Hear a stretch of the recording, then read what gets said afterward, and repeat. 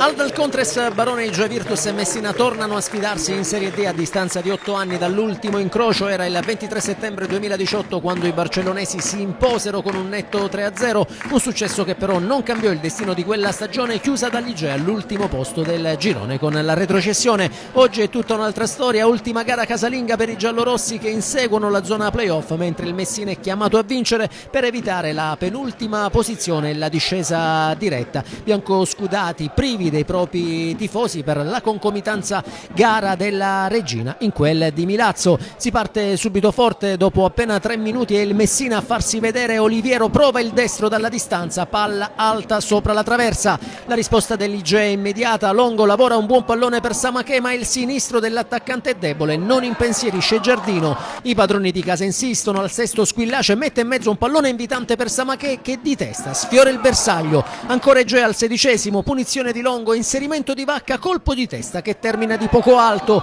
Il Messina prova a reagire al 22esimo, ha una clamorosa occasione Tedesco, serve Matese che da 2 passi calcia incredibilmente fuori. Si resta sullo 0-0 ma le emozioni non mancano. Al 25esimo nuova chance Igea con Ses che trova Samaché in area, colpo di testa fuori misura dell'attaccante. Al 32esimo è lo stesso Ses a provarci, ma il destro volante si spegne sull'esterno della rete. Il Messina torna pericoloso al 37esimo con Bombaci, il cui piazzato trova il grande intervento di testa grossa, ma è solo il preludio a un finale di tempo infuocato. Al 38esimo l'Igea costruisce una doppia clamorosa occasione, prima Joao Pedro e poi Longo trovano sulla loro strada un super Giardino decisivo in entrambe le occasioni. E proprio quando sembra che il primo tempo debba chiudersi in parità arriva la svolta. Al 40esimo Touré mette un pallone perfetto in mezzo per Zucco che da pochi passi non può sbagliare il tap-in vincente che di fatto porta il Messina in vantaggio. Igea non ci sta e prova a reagire subito. Al 45esimo Longo raccoglie il cross di Ses e si inventa una spettacolare sforbiciata, ma ancora una volta Giardino è insuperabile e salva il risultato.